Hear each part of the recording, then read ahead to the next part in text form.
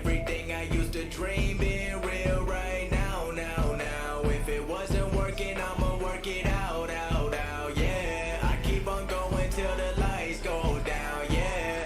Till the lights go. Everybody wanna make millions. Allow me to reintroduce myself. You are now tuning in to the Snap Call Podcast.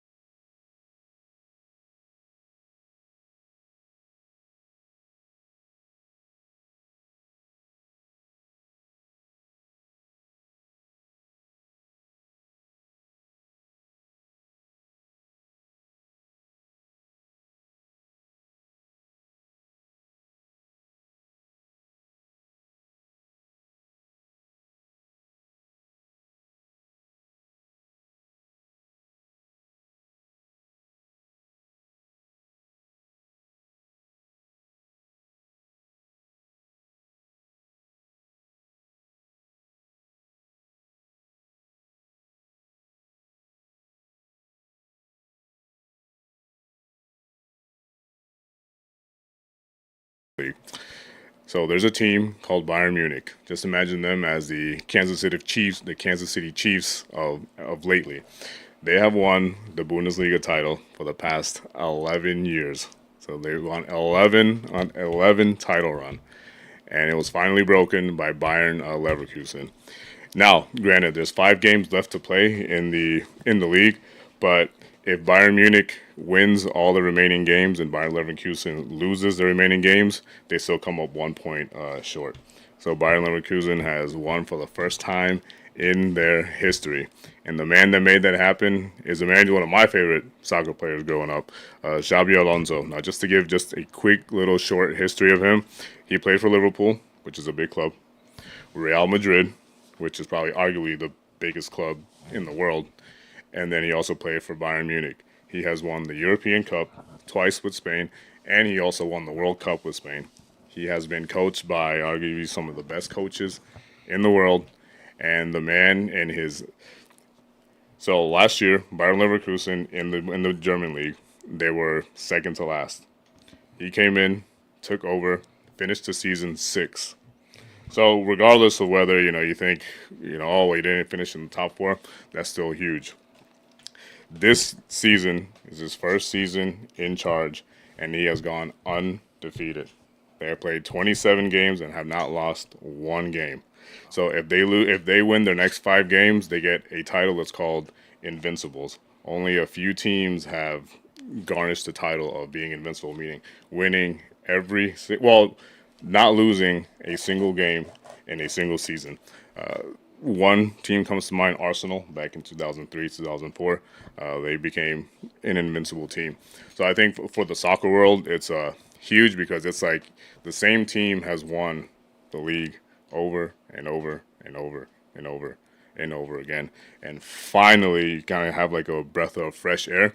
And the thing is, this team is not here to, they're here to stay. Yeah. Like Xabi Alonso, they wanted him to go play coach for Liverpool and Real Madrid, and he turned it down. He was like, "I'm staying at Bayern Leverkusen," because he sees what he created.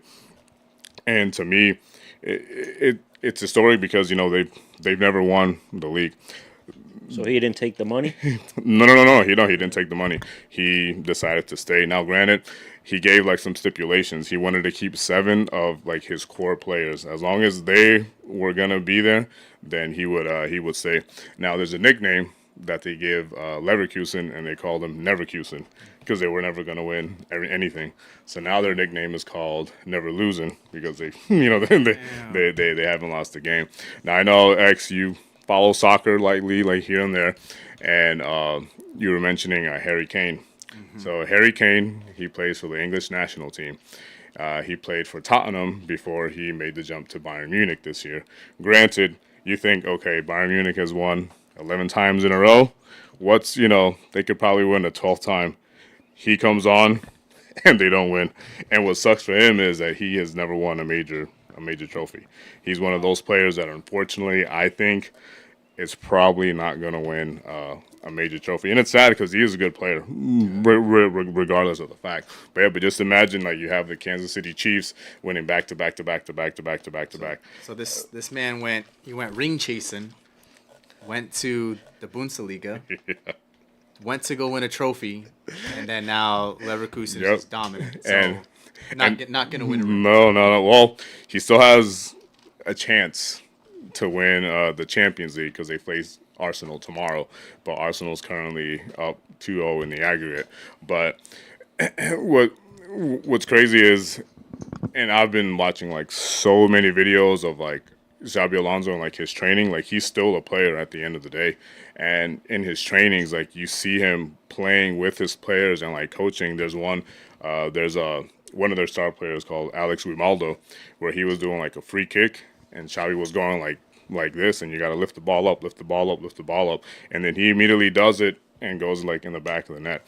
So I think like his players, they like praise him because it's like to them he's still he's still a player, and it's just what I mean for us, right? Like we don't like when we watch it, like we don't see what they're doing different, right? So like if you had to pinpoint one or two things that has turned this team around, what would it be? I mean, is it they're more of an attacking team? Like, what is it exactly? So for and this goes, and not to get too much in depth, when you look at like international like play, a lot of when you look at the Spanish national team, you look at like players that are like not the strongest, not the biggest, but they're very technical. One thing that Xabi Alonso when he came in this season, he said he had to change one thing, and one thing is he wanted players that were intelligent. Reading the game, able to read the game. He said, I will take a player that is smart than someone who's super fast or like super strong. And it showed. They went, not only do they defend well, but they attack well. Yeah. They use their wings like no other team. And I think that's what changed their team and their mentality is, you want intelligent players. Talk about like poker being, you play certain hands, but then it also comes down to your intelligence. Like how well are you going to play this, or are you going to fold, or are you not? Or like when do you know like when you should stop? And that's the number one thing that changed this team is being smart. So is he like the LeBron James of soccer? As far as he's the Phil Jackson of soccer? Well, not right, LeBron James, I mean, he's a general manager of the team because he said you got to keep these 7 guys. And then he also requests guys that are IQ smart, which kind of like LeBron does and that. So it's just like, does he have like LeBron title up there? Like I saw it just like, it's his team and you can have a coach, a GM, but pretty much whatever he says goes. Yes, but at the same time, this is only his like first season fully in charge.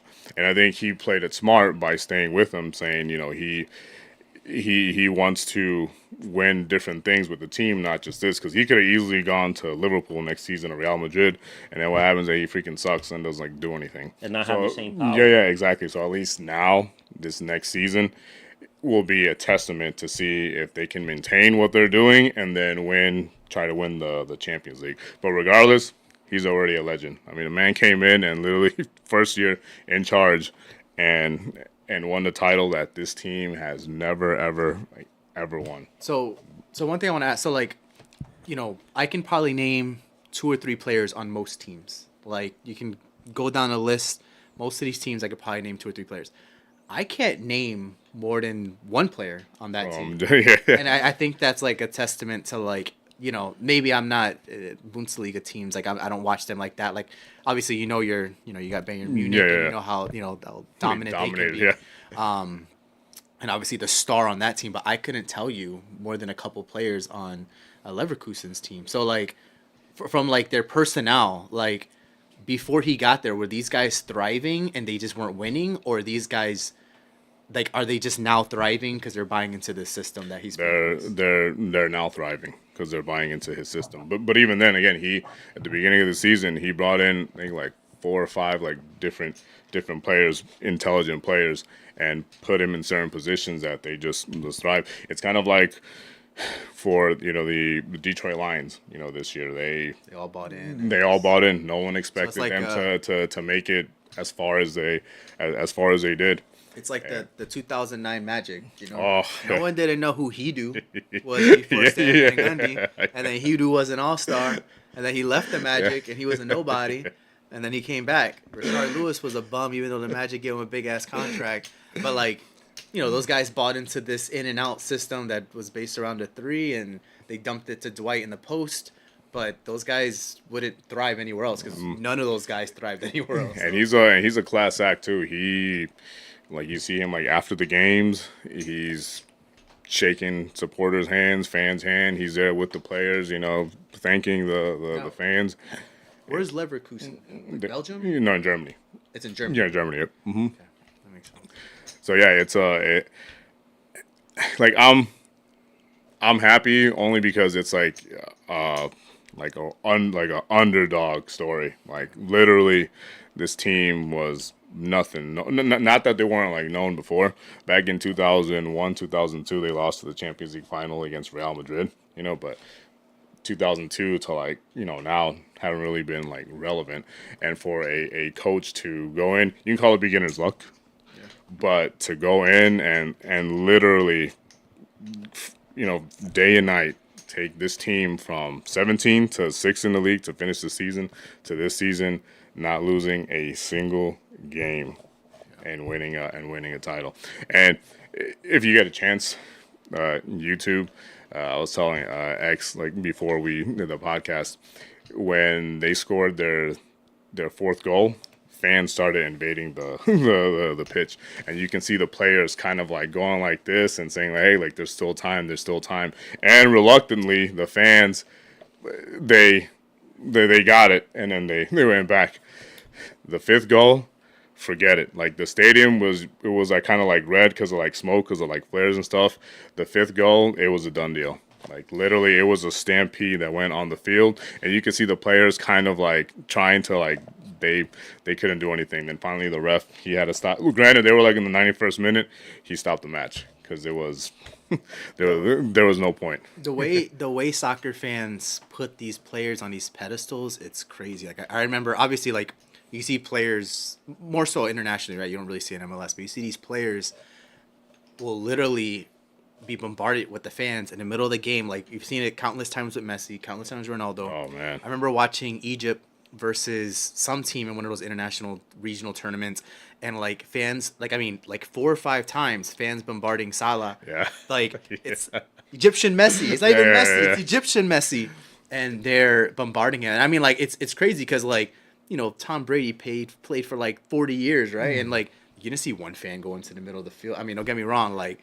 The law enforcement here is probably a little Yeah. Oh, I think it's way more. has more of that college vibe to it. Like, hey, let's run in the field, take down the goalposts. You can't do that in NFL. NFL, they would. No, yeah, I mean it was, and watching it like you're reluctant to have fans like that are they can get rowdy like that, but they also are not gonna like do anything super terrible. Because like if you think about it, if you're the owners of like this team, you have your star players on the field with thousands of people around. Who knows what the heck is gonna happen to them?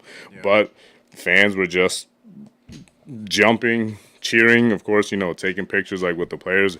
It was a good day for the sport in the sense that you have a real like underdog story, underdog team like winning something, and like to the fans, I mean, people crying all over because like they would have never like ever thought that they would be in this position. And I think I was reading. I mean, that would happen to NFL if the Jets won. Oh, Right can you imagine? Since what, 1969? Like just around the stadium, like in the stadium, around the stadium alone, I think they said that was like around 165,000 like spectators, like literally all. The Eagles won. They started flipping cars and goalposts. They celebrate different over here, man. Holy cow! They celebrate flip cars. They light poles, climb on light poles. They climb on light poles. They light local businesses up in flames. Like, well, what's funny is The crazy part is the owners that do it to themselves. They're just like F it with the insurance money. When you watch I think when the stadium, they kind of like the work employees kind of like sense, because you have the stadium and you have people in the stands, and then little by little they start getting closer to like the edge and the edge. Then you see that third goal and there's people like literally like almost like over. So you see a bunch of like stewards, like an army of them like come out, and I'm like, they're not gonna stop. No, I'll never. Nothing. Real quick, off topic. Still soccer, but off topic. I'll never forget. I was watching. Fuck man, it was like, Gladbach maybe. Yeah. Versus another team, and I just remember they were in penalties. Oh, it was a penalty kick given, and the goalie, I forgot what the other team was. He stopped it, and then he turned to the fans, and you got all these crazy ass fans right behind him. He turns to the fans, and he kind of did like one of those like, "What?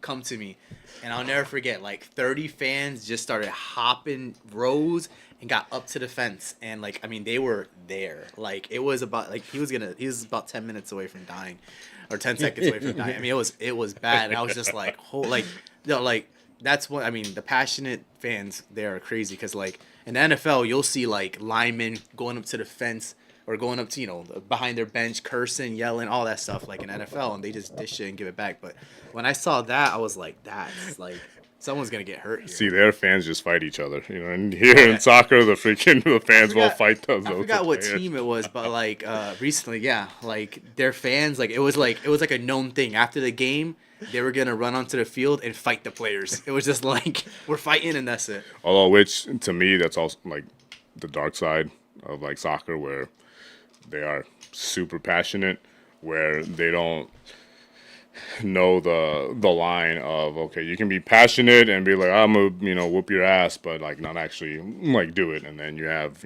players or spectators, the people that get killed for.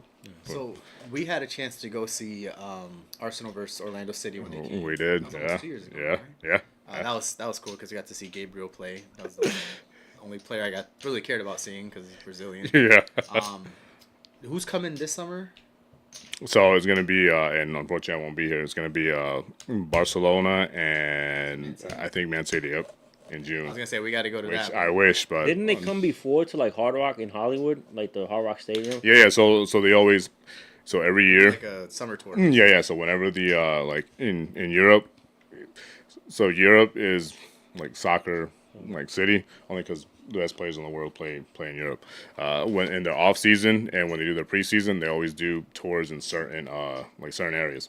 So like Manchester United and Liverpool, they usually do tours in like Asia, some in Africa, but usually like Real Madrid, Barcelona, and other teams, they'll do Who it came here. there? It was Neymar. I know Neymar was there. And was it Ronaldo that was there too? So recently it was Real Madrid, and man, I don't remember who was here, which Like over the which last is 3 recent. years, it was Neymar. Yeah. And was it Ronaldo? Well, not Cristiano Ronaldo because he's Yeah, he's in Saudi now. Saudi Arabia. Now, have you ever played soccer ice or Have I played? not yet ever? Street soccer, yes. But like gone to the field and Yeah, a few times. Okay. Would you ever be down to try it again or play again? To do exercise, yeah. But as far as sit down and watch soccer, I don't find entertaining. Now, why? You don't mind me asking. Doesn't catch my attention. You got no passion. You're not passionate. Yeah, that's a lot to do. I'm not passionate about soccer, so if I was passionate, obviously you would care more about the sport. And it's just, I've been to soccer events too.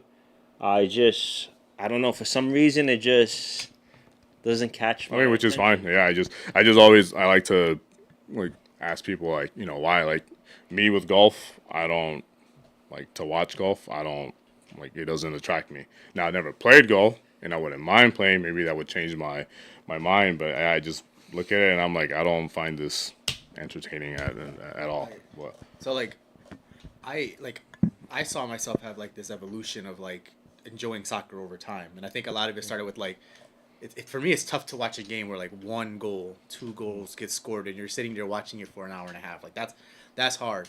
And then once I started talking soccer more with you and kind of understanding the teams and the standings and all this, and then slowly getting invested with watching certain players, then it made the fact that it's only 1 or 2 goals scored a game that much more exciting, because when one gets in there, it's like amazing. So now, I keep keep up with like UCL and all that stuff, like what's going on today and tomorrow. But like it's definitely progressed over time, you know, because unless you're growing up in soccer, it's kind of a hard sport to It is. watch. I mean, and with that, like it, you know, I play in a co-ed league numerous nights evening, and like it pisses me off that like we'll get over there and the team we're playing, like we're dominating them, like we are just dominating, but we cannot freaking score a damn goal, or like we keep missing, or it keeps hitting the post, and we're just like, what the hell? So then either the game ends like 0-0, and we're like, you look at that game, and the score does not reflect the way the game went, but we can't do nothing about it. And I play soccer, and it's not bad as far as playing it, like, because you're constantly running and stuff like that. But as far as watching it for me, it's hard. And I went to the, what do you call that? Like the friendly game, they call it. In Orlando, it was like, I think it was Chile against somebody else. Okay, yeah. International friendly, I guess. So? Yeah, and I had first like front row seats and everything like that. And it was Still like it was still like I didn't. And it's not like I was nosebleed and stuff like that. You're right there in the action. All you can drink, all you can eat, everything. And I still didn't find it. Just watching it doesn't catch my eye. Like, Nothing wrong with that. The first game I went to that was pros. I went with Marvin to Orlando City versus I think it was New York Red Bulls at the time. David Villa was he? Yeah, New York NYFC. So the first pro soccer game I went to was NYFC versus Orlando City, and David Villa scored a hat trick. And I watched David Villa playing for the international team, and that's all he did was score hat trick or score goals. And then very first time I got to see him, this guy scored. And I remember telling my brother, I'm like, I don't know much, but I know he can score some goals. Man got a hat trick the first time I got to see him. And then I was like, this is pretty cool. And Orlando City's a great venue. It's not big. no, it's You know, it's there's good. not a bad seat. And granted, these players, they come over already like a little past their prime. Of course. So, and it's just crazy that it's like, well, It could still be dominant. yeah. And I don't want to say like anything like too negative, but it just shows the difference in quality when you have players that are playing in top leagues to here. And what I didn't like the majority of the game was they were just kicking it back and forth. Like it wasn't like attacking, trying to score. It was more like on the defense. And I get it, like you just want to win the match, but it's not entertaining as far as somebody new that's trying to get into soccer. I would imagine it was probably those teams too, because it's not like Chile's a powerhouse, so they're probably playing keep away. But the fans were passionate. They had their flags, their everything. So it's just like, okay, this is cool. It reminds me of like when you play baseball and you see teams like Dominican Republic, Puerto Rico, baseball and classic. Stuff like that. So it's just like it brings that vibe, but it's just like it wasn't. It's like if you go to a baseball game, right? And the first time you go to a baseball game is a pitching duel. Like one team got 2 hits, the other team got 1 hit. You see no homers, you see no spectacular plays and stuff like that. You're not gonna like it. Yeah. So. Do you guys go blonde? Huh? Do you guys turn go blonde when I didn't do that. Puerto Rico plays? My nephews did. My nephews did the blonde thing. And this is we'll talk baseball in a minute. Yeah. I do have somewhat of a hot take for baseball since we mentioned World Baseball Classic. But real quick, before we switch topics, soccer, right? So we'll definitely talk a lot more soccer when we kind of launch for season 2, especially because that'll probably be around the time that the Champions League final will be. But 2 things I want to hear.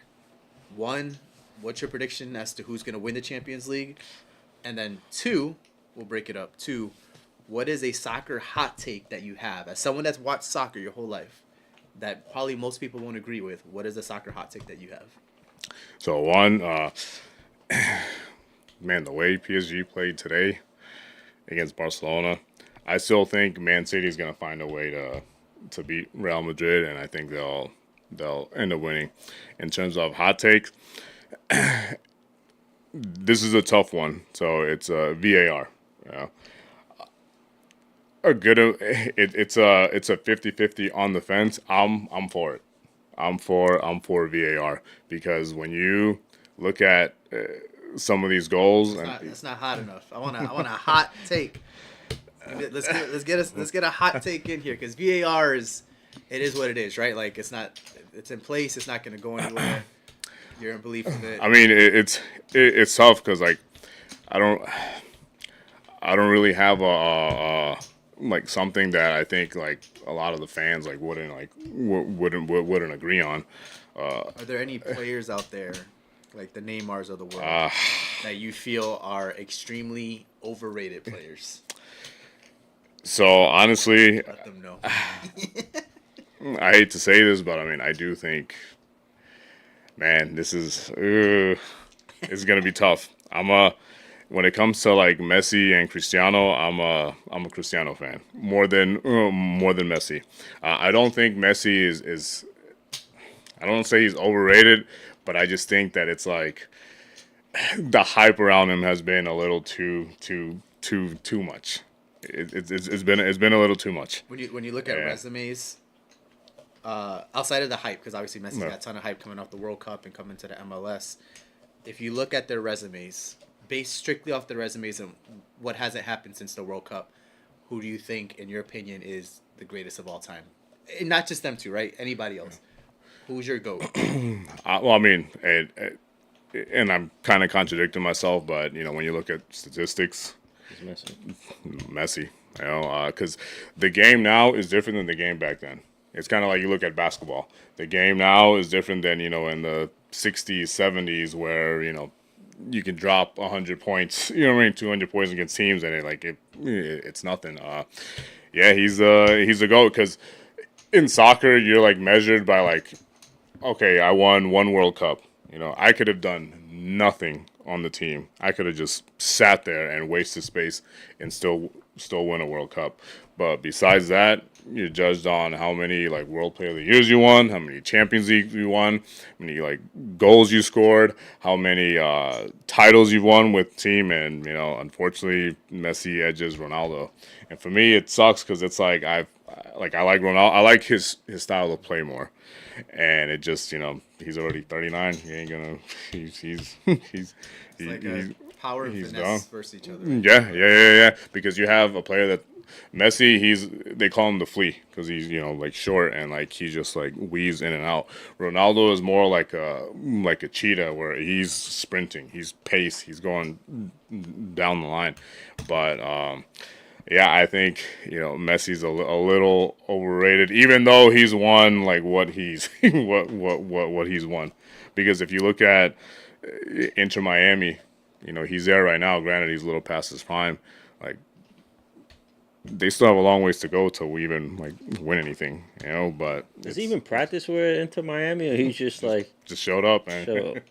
But Now they're like building out their old Barcelona team. yeah. Suarez, freaking Messi. They got, what is his face? Like, They got Jordi Alba. They got Alba, Sergio Busquets. I mean, yeah. Now I will say, Sounds like $500 a ticket. That's what it sounds like. exactly what I do like players like what they do off the field as well. And I will say like players like Messi and Ronaldo. Ronaldo gets a lot of flack for being like a pretty boy and like a whiner and complainer. But at the end of the day, these guys give a lot back to. Pinaldo. Yeah. They call him Pinaldo. They give a lot back, and to me, that's something that I like to see in these players that are making, I mean, money that we're never going to be able to fathom. Well, All right. So before we switch topics, Ice, can you name 10 soccer players right now? Active? Active, not active, whatever. in I general, cannot. Soccer. No, I cannot. well, you already said Neymar, you already said Ronaldo. Messi's active. Yeah, Zabi Alonso. Active or, Okay, active yeah. or non-active?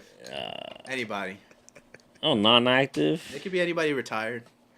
Ronaldinho. okay. There you There you go. Um, We have 5? Yeah, you have Piqué, right? Piqué. yeah. There you go. Yeah, Yep. Shakira, he fumbled the did bag. it dirty. Yeah. Did it You, dirty. you have the one that just passed away The P starts with a P.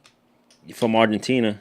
Oh, Well, that starts with an M. that's a different Yeah. guy. But yeah, you're thinking the same. Arguably. Mara, what is it? Yeah. You get it. Oh, Maradona. There you go. Yeah. Yeah. The one from Brazil with the P starts with a P. Pe. Pele. Yep. Pele. All right, one more. Come on, what you got? Don't you got Ronaldinho too? The one with the dreads, is the dreads he has from Brazil? Oh, that's Ronaldinho. Yeah. You said that one. But you got Ronaldo too. You got two of them from Yeah, Brazil. there you go. Yep. There you go. Yep. There's like a Robinho, Ronaldinho. Oh, they got Rivaldo. Yeah, they got so many. Charleston. They got And I did play when I was small because my neighbors are in New York were Italian and Portuguese, so they took that real serious. See, All right. Look at that. I got my feet wet from playing FIFA like Oh, you got David Beckham. You got all those guys. Yeah. Yeah, see, you know more. You know more. You're leading.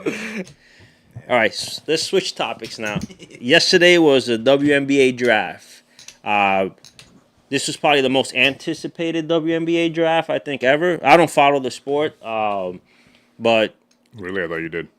they were talking about that it. jersey. Yeah. Did you have an Indiana Fever No, jersey? not yet. That's on with Lisa Leslie jersey. So it was like the most anticipated because of Caitlyn Clark. She went number 1 overall.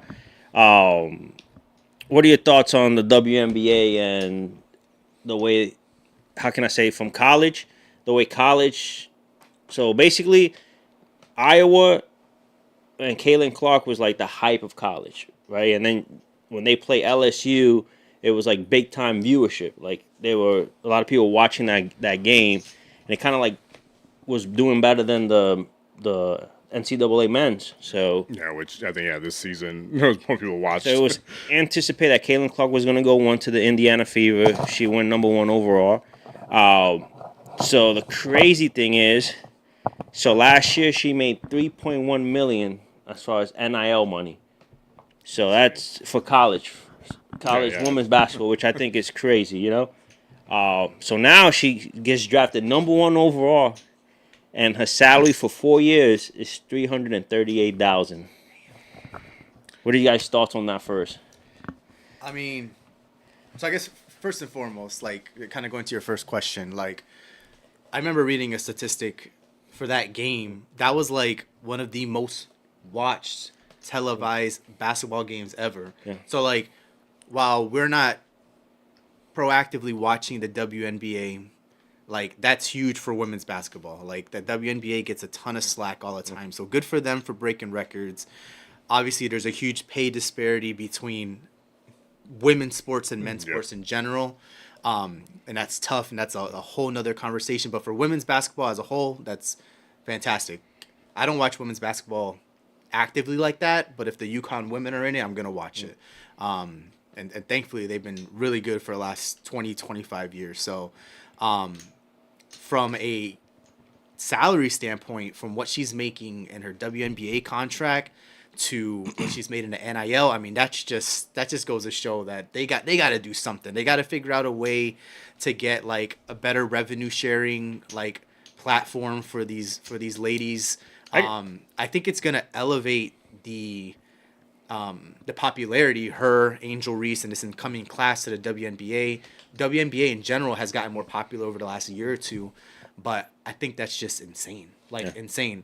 I know we're going to get into the big three question in a second here, but the first thing that comes to mind is they got to figure out a better way to get these women more money, because college players should not be making that much more than professional players. It's the money is insane. But even before like the whole Caitlyn like Clark saga, I loosely folled like WNBA and women's NCAA. You reading And, your season 2? and there's a player by the name of Sabrina Ionescu who played for the Oregon Ducks. I'm an avid Oregon Duck fan, and for me it was tough to, as a fan, not being able to see her like play in like a national title game because of like COVID, But now she's with like the Liberty. I just think in terms of, and I know we're gonna get to that big three question, but in terms of right now, it seems like a little bit, but I do think that within the next few years to 5 years, they're gonna get a lot more money. And I'm not gonna quickly go back to like soccer, but just use that as an example where the MLS really has gotten big over like the past probably 7 years. So more money is gonna come down the pipe. And before I get to the big three question, big shout out to NIL money, because basically you're creating your name, image, and likeness from this NIL. So Caitlyn Clark created this monster following on social media and stuff like that. So she can take pretty much a shit salary for professional sports Because she has some in the bank. because she has all this money coming from NIL plus all the platforms she already built, all these NIL contracts that's probably following her into the WNBA as well too. So that was a good thing as far as, a lot of people criticize NIL. Hey, these players can transfer, these players, but they got to look at all the sports, A lot of it's for football. Yeah, football brings the most money. A lot of basketball, one and done, one and leave. But look at this situation now with her going into the WNBA. She played at Iowa. Iowa's not a big money school like that, but she built her name, image, and likeness, and now she $3.1 million last year is huge. Yeah. Do you And a imagine? lot of that is like you said, Iowa's not a big program. And granted, yes, she uses the school's platform and whatever the case, but like that's straight up self-made. Like She her has skills- Travis Scott's going to Iowa to watch her games, which is crazy. Yeah. You got celebrities watching the games. I mean, she has a good reputation, right? People to some people that's their GOAT of women, and she hasn't even reached the WNBA. Yeah, she hasn't even started the game yet. Like, I mean, second that, like the fact that NIL provided the opportunity for her to capitalize to the point where she can say, "I'm gonna go to WNBA, take less money, but I'm comfortable. Like I'm chilling right now." So now the big three question. Ice Cube, the owner of the big three, offer her $5 million for 8 games. So obviously she went to the draft. The offer's still on the table. What will you guys do if you guys are Caitlyn Clark? $5 million for 8 games? Shoot. I mean, I Knowing your base salary, basically you sign a 4-year, $338,000. So you're basically making average. Obviously, your rookie you get less, but basically just over $84,000 a year, and you're getting $5 million for 8 games. Yeah, no, that's crazy. I mean, I think for me, knowing that she has the cushion from the NIL money, right? That's the first thing. 2, she's gonna get tons of endorsements, right? Like endorsements, she's already probably had, but she's gonna capitalize on endorsements that much more. So she's gonna get easily a couple $1 million in endorsements alone. So she's gonna recoup that $5 million pretty easily, and then you factor in the whole legacy piece as well, right? So I think the legacy piece in that she wants to compete at the highest level. She's one of the best players in the world. I think it's a no-brainer to go to the WNBA. She's not really leaving money on the table by not going to the big three because she's going to recoup that money elsewhere. And now she can go play at the highest level and start to build on her WNBA legacy. So in my opinion, she's making the right move. She got drafted number 1. She's going to make her money. Granted, her base salary isn't much at all. I mean, you're talking the average American's probably making more than her. But, at the end of the day, I mean, she's going to make that money back. And now she can prove if she's one of the best in the world at the end of the day, which we all know she is. No, I agree, but also alluding to what I said earlier, like more money is going to come down the line. Of course, she has to produce as well. She has to do well. But yeah, this is the smarter move. The smarter move is going this route, and there will be money to be made. I mean, even look at. I think I was reading an article like last year. Well, last year they in the NFL were the crappiest team in the league. Every number one pick is going to a bad team. Yeah, the worst record, and I think their average attendance was like 4,900. I think ticket sales now. I think like season tickets are like sold out. So already she made this impact, in sales without even stepping on the court to play one game. My opinion on this matter is if I'm Caitlyn Clark, I would leverage the big three to get a bigger contract in the WNBA. And the reason is a lot of these WNBA teams are owned by owners that own other professional teams too. So they have the revenue to dish out more. Even if you take a little bit loss profit-wise WNBA, you're making so much more on these teams that own hockey teams, NFL teams, NBA teams. And I feel like she's in the position to be the trendsetter. That's why I was just like, hey, I don't think she should play in the big three because honestly, she's a great shooter, but you're playing with a lot of ex-NBA player and you're playing against men as well too. I don't give a damn. Well, to a degree, athleticism, size, everything. She's gonna be lacking that in the big three. So I feel like if she takes the steps and go to the big three, it's gonna look bad for her personally. Yeah, she can make a long-range three. That's fine. But you're not playing with a woman's ball. You're going to play with a men's ball, which is a big difference. And then also, you have to play defense. If you guarding a guy that's 6'5" and she's 6'1", it's gonna be, it's Yeah, it's this man. They a got little tougher, about 60, 70 pounds, but I feel like she needs to leverage it so that way she can kind of like hold the WNBA hostage as far as like, hey, you got to offer something better for all the players, or we have this, we can go to other leagues and stuff like that. I feel like she needs to be that trendsetter just because this salary is unreal. Like, they professional. I know you're supposed to support them, but you have to do better than your number one pick bringing all this revenue, making $84,000 a year. It's unreal. No, I'm glad you said that because in my head I was thinking the same thing. Like, she has the opportunity to not necessarily reset the market because number one pick, it is what it is. I'm sure there's some sort of agreement in place where like there's a cap, right? Yeah. Where they can only make so much. Like you said, leverage the big three, and she can truly transform the sport from a salary standpoint and say, listen, I can go make this much, or I can bring X amount of dollars to this league, to this team, and we can blow up whatever agreement we have in place and truly set the tone for the next 10 years of women's basketball. And she could be that person because, I mean, they're getting extremely, extremely underpaid right now. And the sport of the WNBA is just continuing and continue to grow. So like you said, trendsetter is something she has an opportunity to be on and off the court. So jumping from WNBA to NBA. So today starts NBA playoffs. We got the play-in game, the 8th and 9th seed. What are you guys' thoughts on the playoffs? Who do you guys think are some of the sleeper teams, and will the Denver Nuggets repeat? So I didn't follow basketball this year as much as I typically follow basketball, which is sad because our Orlando Magic are doing so well this year. So I've kind of kept them at bay, but haven't watched as many games as I like. I will say this. I think at the end of the day, I have two teams in mind. One, I can't count the Nuggets out.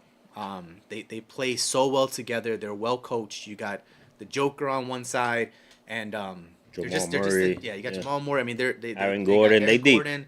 They got Carter who can shoot the. I mean, like they are so well balanced on offense and defense, and then the coach Malone is a great coach as well.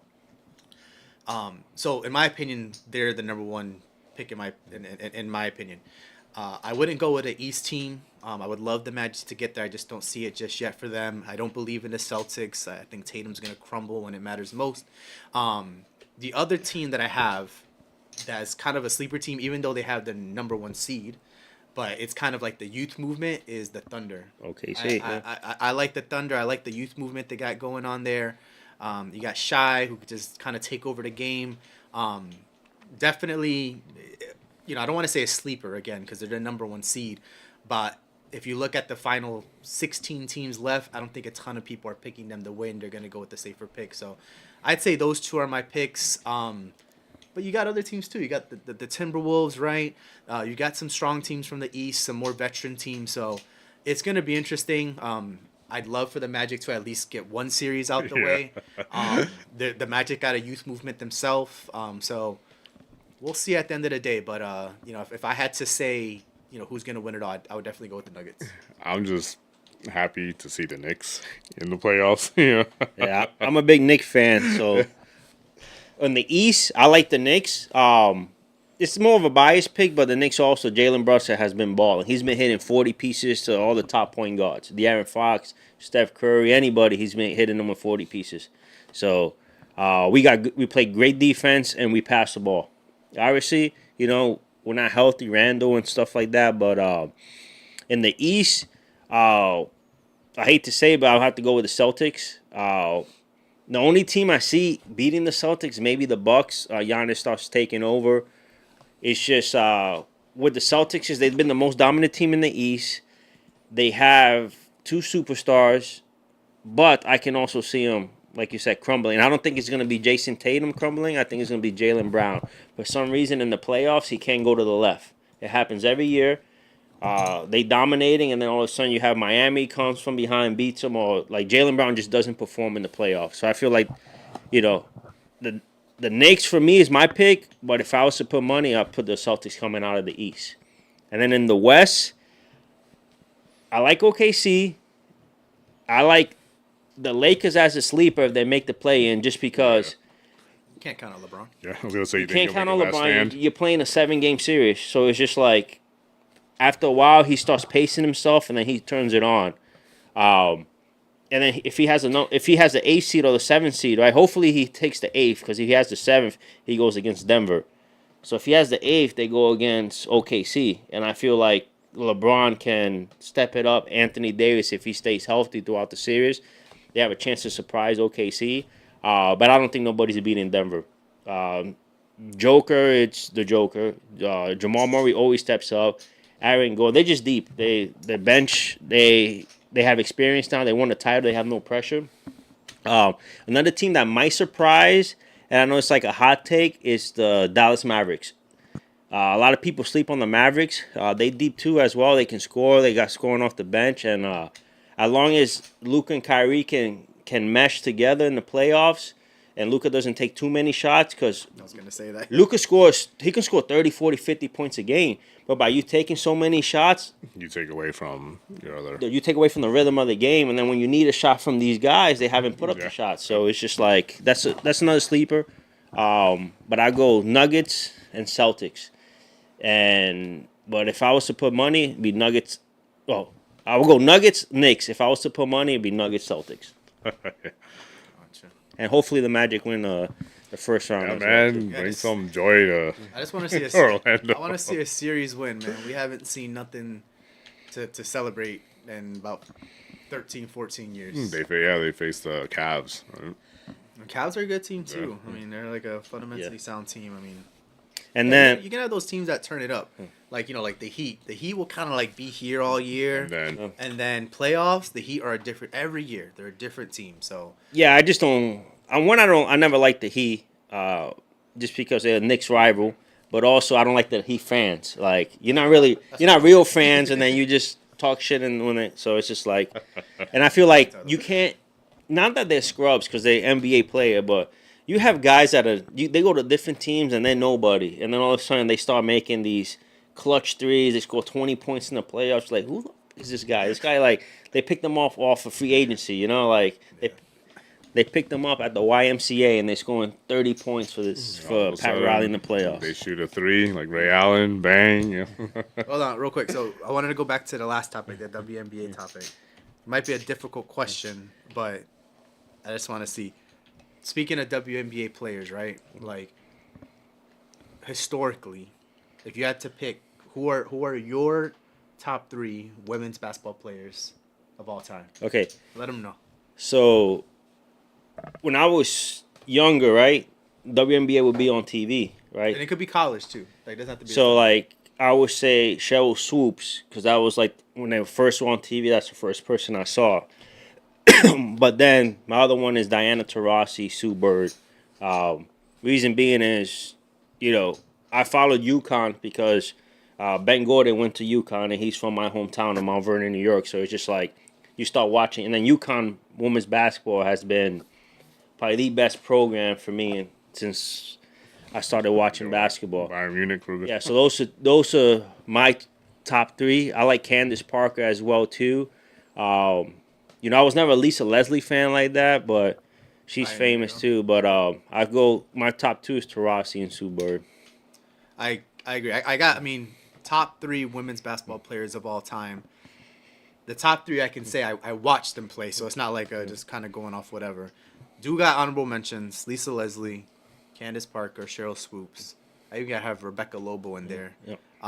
But top 3, it's gonna be biased as heck, but I don't care. We're talking Diana Taurasi, Sue Bird, and Maya Moore with that crossover. Yeah. Just hands down. Maya Moore too. Obviously, UConn all day long, but they are.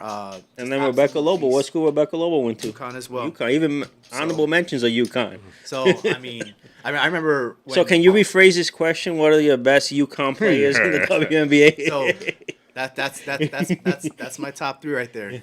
Sue Bird, Diana Taurasi, Maya Moore. And they all bring a different thing, right? Maya Moore was just a killer.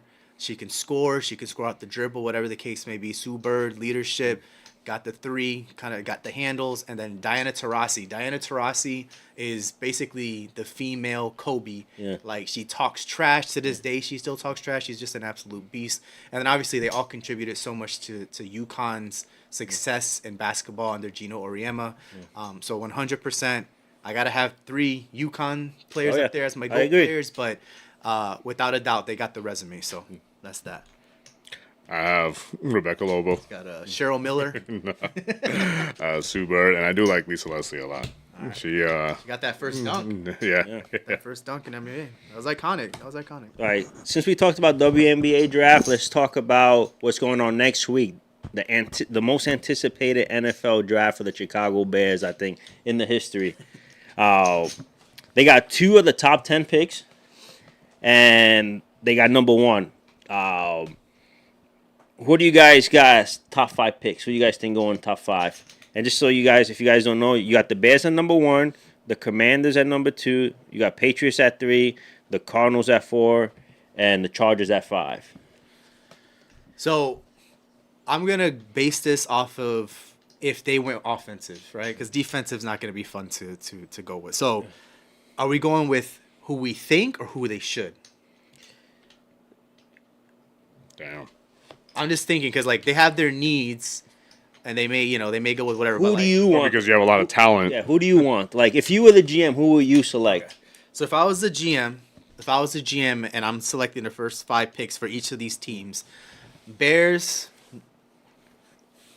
as many red flags that he has, I think you got to go Caleb Williams. Red or pink? I don't know what color, whatever color he's feeling that day. More power to him. I don't judge, but he's got a lot of red flags. It is what it is. The talent's undeniable. You don't trade Justin Fields and not get a QB. Yeah. Drake May, Daniels, all the other guys. I don't see him going any other way, and I wouldn't either. I think you got to go Caleb Williams. Commanders.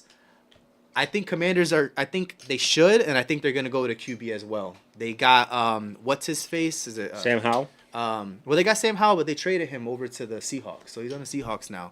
But they got what's his face being an offensive coordinator over there now. I think it's from he was with the Cardinals, and it's gonna bother me. He was the head coach of the Cardinals like 2 years ago. Cliff Kingsbury, whatever his name is.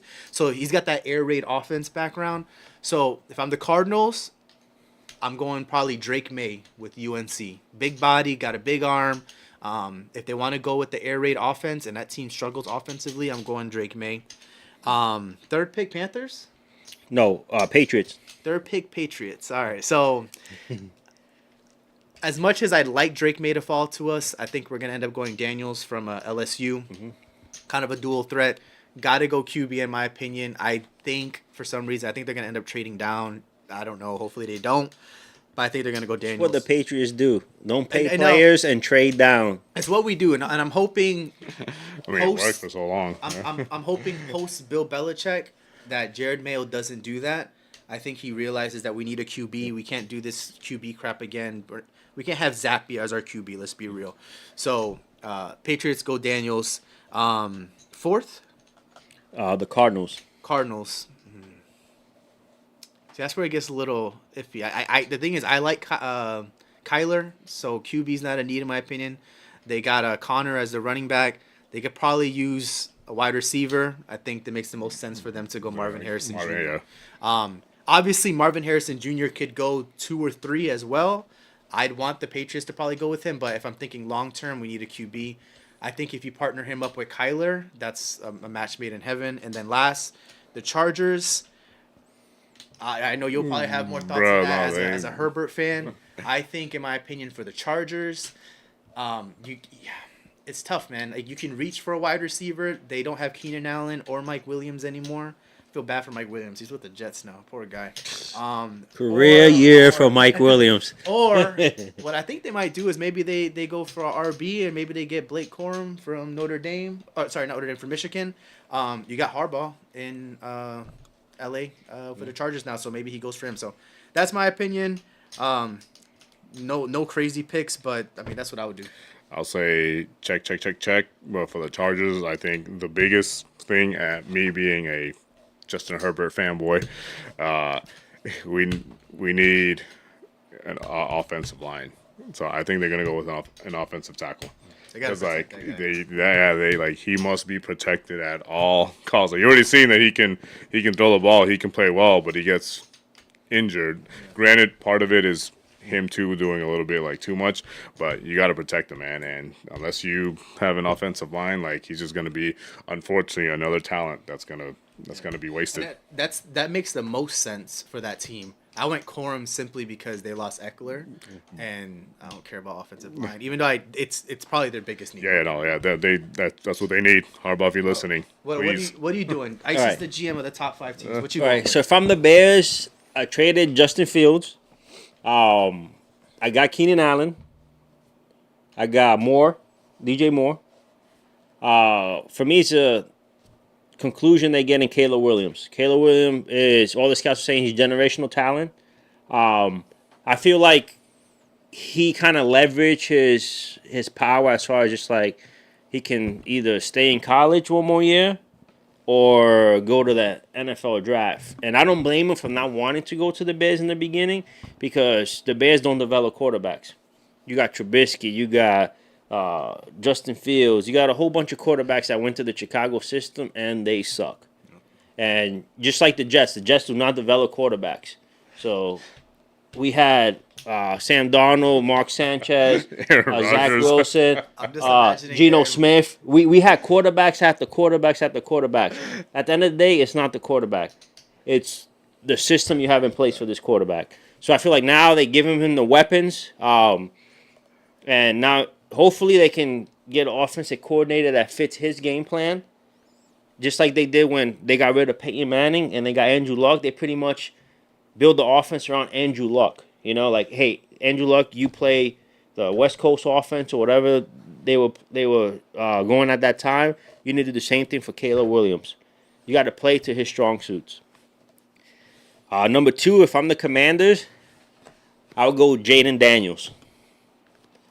Drake May has an arm, yes, but I feel like Jaden Daniels playing SEC football, he plays against better defenses than Drake May in the ACC. And I just feel like coming off a Heisman, he's electric. So I feel like if I'm the Commanders, I go Jaden Daniels. Third, the Patriots. The Patriots, they have a lot of needs. And it's not because I'm a Jet fan, I don't like the Patriots, but the Patriots got no talent on that team. They need receivers, they need running backs, they need a quarterback, they need a lot of help. If I'm the Patriots, I will either trade down, right? Or I will go with the best talent, I feel like, in this draft. Generational talent, Marvin Harrison Jr. Because I feel like you can get a veteran quarterback, right? But you have to, and you have Marvin Harrison, right? Because if you bring in a quarterback like Drake May, you still have no talent around him. So it's just like, Yeah. you're bringing in, it's like having Zappy. So it's just like, I feel like you need more. You can't do justice by bringing May in and expecting him to turn around the team with no talent. And then at 4, Arizona, since Marvin Harrison for me is going to the Patriots, the Cardinals, I would take a receiver, which they need. I'd take Malik Neighbors out of LSU. He's a stud as well too. It's just, you just can't compare him to Marvin Harrison. Marvin Harrison Jr. his dad's a Hall of Famer. He has all the tools. So it's just like, this is the next best guy available. You need to take him. And then with the Chargers, the rumor is they're going to go J.J. McCarthy because of Jim Harbaugh. But they have no talent anymore on the offensive side. They got rid of their best receiver. They got rid of their running back. When you are rebuilding coach, rebuilding everything, you have a great quarterback in Justin Herbert. You need to protect him. You got to get an offensive line. And the best offensive line in this draft is Joe Alt out of Notre Dame. So I think they're going to take him at 5. They could take Farunga from Oregon as well, too. That he's good, too. But I think they have to go offensive tackle just because you're rebuilding and you're not going to find a quarterback like Justin Herbert at the moment now. So just play out his contract, then hopefully you can build, and then later on, 2-3 years down the road, you can draft a quarterback. I like that. Good answer. And then hopefully, and then my dream scenario would be the Jets winning the Super Jets Bowl. got the 10th pick. The Jets trade up with the Cardinals, hopefully Hopefully the Patriots take May, and Marvin Harrison's still available, and we can draft Marvin Harrison. Put him next to Gary Wilson. Aaron Rodgers throwing him the ball. But I think we're getting Brock Powers from Georgia, tight end, fall in the 10.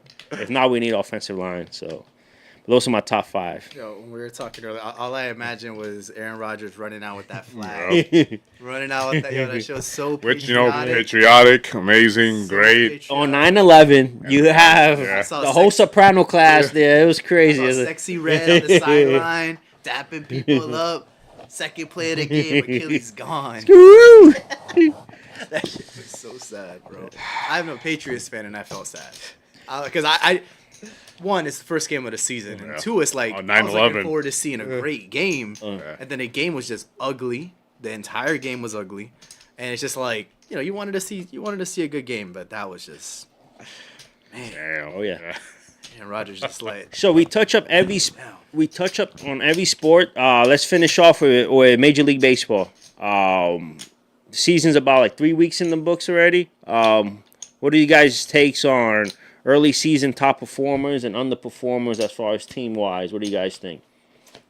Well, I mean, all three of us here are Yankee fans, so we can finally all agree on a certain take. I think, regardless of our bias, I don't think anyone expected the Yankees to be this hot to start the season. Yankees, our ace is hurt. He's gonna be hurt. He's still on the shelf. Where we have the best record in Major League Baseball. I think the surprises are pitching. Yes. Number one is the surprises are pitching. Number two, in my opinion, Volpe leading off, killing it in the leadoff spot. That's a dream scenario, I think, for Yankee fans, for him to hit the ball and play defense, Gold Glove, shortstop. Grand Slam, And anyone? He's young. Like, I mean, it's just an amazing, amazing combination there. So you got stud shortstop leading us off, hitting. Perfect scenario. He gets on base in front of Soto. Soto's always getting on base, and then you got Judge, and then Stanton, and then Rizzo. Like, amazing, right? But outside of those teams, I mean, I think everything else is kind of playing out how we expected, right? Mm-hmm. Dodgers are playing good. The other teams are playing well. But not just because we're Yankee fans. The Yankees, to me, are the surprise team just based off of what we're facing pitching-wise. Yeah, it's a long season. Let's hope we can stay somewhat healthy and continue the formula. Yeah. Because it's been a while since. If our pitching stays healthy, as far as healthy, I mean Nestor Cortez and Carlos Rondon signed a major contract last year. Got injured, so he didn't pitch for us last year. If they can stay healthy, carry the load until maybe July when Garrett Cole comes back, because he's on a 60-day DL. But then you have to take into consideration that he could start throwing. Then he does his spring training and all that stuff like that, pitching the minor leagues. If we can stay ahead of that division, because we have a tough division. The Orioles are playing pretty good, just like they did last year. The Blue Jays are good. Tampa's always good. Red Sox, I don't think they're going to keep it up, just because they just don't have the pitching. They just don't have the talent on that team. And when DJ LeMahieu comes back as well, too, for the Yankees, that's going to be big. Usually he's our leadoff, but his Volpe's playing good. I leave him there, and I will bench Rizzo, honestly. Put DJ LeMahieu here. It's a lot of people like Rizzo. I'm not a big Rizzo fan. He plays great defense at first, but we always put him in the middle between our two big righties, which is Judge and Stanton. And I just feel like for a first baseman, he doesn't produce like he's supposed to. And I know a lot of Yankee fans, it's just like they bias towards their players, but it's just like, I watch Rizzo enough where just like, yeah, you can hit 30 homers, but you're hitting 260 RBIs in a short porch in Yankee Stadium. So just like, I feel in that position, that's a prime offensive position. I feel like we can get more than what Rizzo's producing for us. You take into consideration his attitude, his leadership on the team. Gold Glove first baseman. Gold Glove first baseman as well, too. But I feel like we need just more production from that first base position. And I think by inserting DJ LeMahieu at first base, unfortunately, Rizzo's going to have to sit down. Yeah, I don't know. That's a little bit of a hot take, I think, because what the Yankees need in their lineup is a lefty. We need some lefty at bats. I feel like that's the only reason he's in the lineup because he's lefty. I like LeMahieu, but LeMahieu hasn't batted for average in a couple years now. Now, when he was batting for average, he was one of the best hitters in the league. But it's tough. I would agree. Like, first base is typically a position that could put on an onslaught of RBIs and runs, and like you said, short porch. He should be hitting more bombs. I'm hoping he kind of comes around a little bit. That's why when some players like JD Martinez or some other players were out there that we didn't go after, and they kind of went all in on Rizzo, I was a little disappointed because you should be able to get a lot of production out of first base. But I don't know. I don't know if I would bench him and put LeMahieu, but it's I think time will tell. If he starts to struggle and he's not hitting, we can't have those holes because the top four right now are hitting really well. Torres is struggling a little bit. Torres is another one. Herrera's been, at least the first couple series, he was killing it. Yeah. So that was nice because just like LeMahieu, he's a utility player. So we need that production out of like that 8-9 hitter. But yeah, it'll be interesting. Yeah, I just feel like if he wasn't lefty, he'll be benched a long time ago, and that's the big reason the Yankees need to pay Soto now. I'll just get him out the way because you wait until this free agency comes and. And we're not gonna. That's a sucky part too. Is he's not gonna sign now. He's a Boris client. Boris always tests the market. Now, Boris clients did terrible this past offseason. No one got a big contract in the offseason. They all basically settled. So, Torres is gonna get a contract over 500, probably 600 million. Let's be real. The Yankees need to back up the Brinks truck and just pay the man. That's it. He's 24, 25. Yeah. He's gonna play for another 15 years. Pay the man his money and just move on. We're missing that type of hitter in our lineup for years. And by that type of hitter, I mean quality at bats. He's not going to strike out a ton. He's going to take his base on ball. He's going to get on base for the Judge, the Giancarlo Stanton. And he's not all or nothing player. Like, it's a homer or a strikeout. He's not that type of guy. He's a great hitter. Probably one of the best hitters all around in the major leagues. You can't just blow a fastball by him because he hit it 500 feet. So it's like he has power, hits for average, goes opposite field. He's a complete hitter, and you need to pay him. Yeah. And the good thing about the Yankees is we're 12-5 now, and Mike Stan hasn't really hit like that. Judge is starting off slow, so it's just like wait until these animals actually wake up, and it's going to be good. The team I'm surprised that's not doing good is the Astros. The Astros are 6-12. Good riddance. Yeah, so I feel like it's starting to be the end of an era for the Astros. Hopefully, I hate them, but they do have a lot of talent. They have Breckman. They have Kyle Tucker. They have Yordan Alvarez that hits like an animal. So they can turn it around. So especially in that division that's not that strong. Another team that's surprising and not doing good. Seattle and Arizona. Seattle has a promising future. Last year they did good. Julio Rodriguez, but now they just started off slow. The Diamondbacks too. Diamondbacks made the World Series last year, so you would think they will, take that into this year. And then all the teams that are doing good, same teams as last year. Yanks, the Orioles, the Braves, the Brewers, the Dodgers. Cleveland's a little bit surprised. They just got a weak division. Same thing with the Kansas City Royals. That division it's weak because you got Minnesota, you got the White Sox, so it's just like those two teams can fight it out.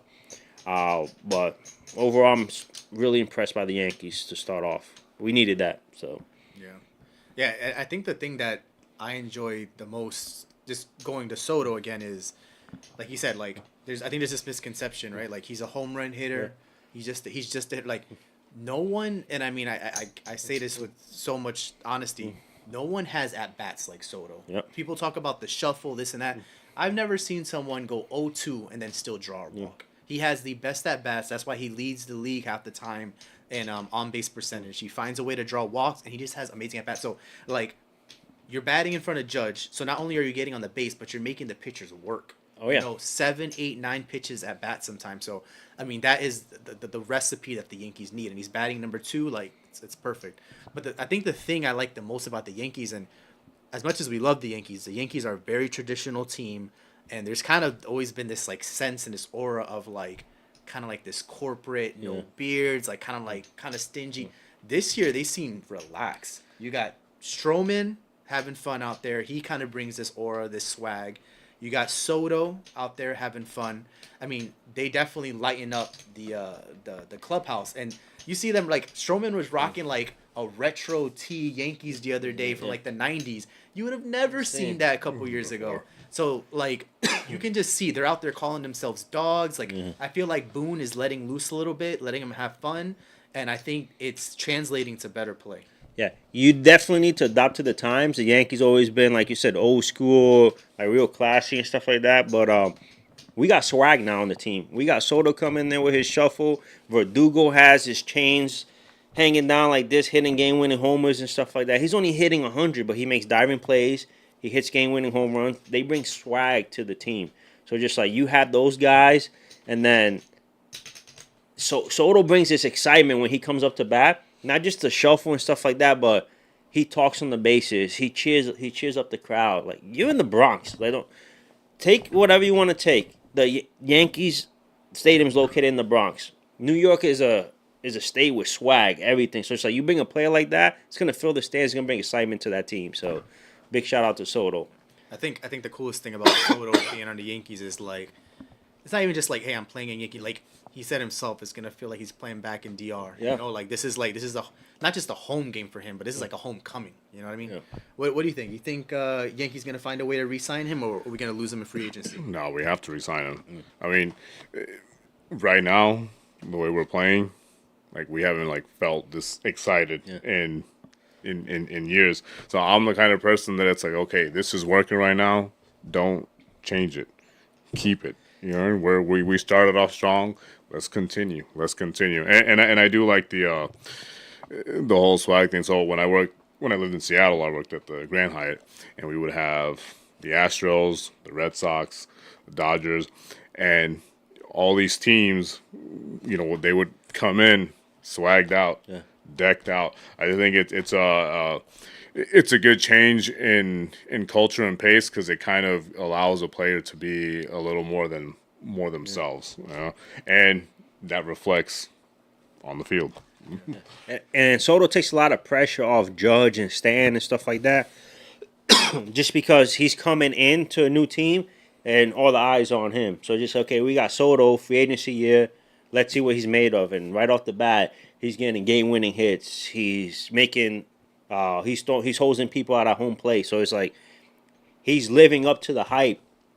Now you have Judge that's struggling, and then just like there's no pressure on Judge. You don't hear New York Times or all the press in New York saying what's going on with Judge because we're winning because of Soto. So it's just like it takes that pressure off Judge, and Judge deserves to have a break because he's been carrying the team the last 3-4 years with no help.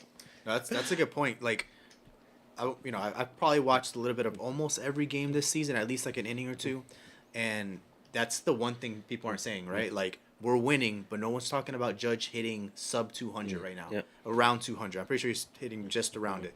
So that's a really good point. He takes the pressure off. We're winning, and obviously when you're winning, there's no complaining, right? But we know Judge will come around. He hits for average. He's gonna hit for power. But the fact that they're winning without his production just yet and Stanton's is huge. You know, I'm definitely looking forward to the rest of the season. And one more thing, the reason you have to sign Soto is because now you have a guy that can play in New York. It's not easy to bring a guy that can play in New York, because you can get all these superstar guys. They come to New York and they can't handle the pressure. So now you got a guy like Soto, Dominican, right? He comes into a city that's full of Dominicans, so he goes there. He sees his Dominican flags in the stands and stuff like that. Right at home. Yeah, he feels right at home. He has MVP barbershop. He gets a haircut. He got all his cuchi frito. He got all his food and stuff like that. So just like, it feels like home. Like he said, it feels like a home. So now you have this guy that New York is embracing him. We need to sign him. So. Yeah. Real quick, early predictions. World Series. Yankees versus who? Because I know you got the Yankees going. So Yankees versus who? Who you got? You know, I'm gonna go with the Brewers. Yankees, wow. Brewers. Okay. I'm going Yankees, obviously. I would want to say the Dodgers because I've been to that stadium. I like the fans and stuff like that. But my pick in the NL is going to be the Braves. Yeah, I'm going to have to go same. I'm going to have to go Yankees, Braves. Braves are so deep. when their pitching gets healthy, they'll be good. I know they lost Strider. Strider, right? yeah, They lost for the- Strider, but their offense will make up for it. Yankees, Braves, kind of like a classic 90s matchup there. Give us Yankees in 7 in Yeah. Yankee Stadium. I'll take Let it. me tell you something about the Braves. The Braves lost Acuna. They came in, made some trades, grabbed Jock Peterson, Jorge Soler, ended up winning the World Series. So it's just like, and they got hitters. They got Olsen, they got Riley. They got a lot of guys that can hit. The Braves are deep. Obviously, for me, the most talented team right now, the Dodgers. But you get in the Dodgers without Ohtani pitching, and then the Dodgers have that, that thing in the playoffs that they struggle a little bit to get over the hump. So I'm going Braves, Yankees. Any real quick before we switch topics, MVP votes or MVP predictions? Anybody that jumps off the page? What do you think? Yeah, I'm going Mookie Betts in the NL. Mookie Betts, obviously, he was a Red Sox, so we never liked him. But as soon as they traded him, I said to everybody that the Red Sox are dumb. I have my opinion on why they don't want to sign him, but that we're not going to get that started here. But Mookie Betts in the NL, along with Acuna. I like Acuna a lot, but I go Mookie Betts in the NL, and then AL. It's tough, but I'm going to go Juan Soto right now, just because you go to a new team, and he's going to score over 100 runs. So I got Juan Soto. It's just going to be tough because Judge is going to get high, going to steal some votes from him. But I go Soto. Soto. Yeah. Thoughts? I have Judge actually because of that. I think he's gonna, they're teammates, but he's gonna wake up and be like, okay, I need to, I need to get on it.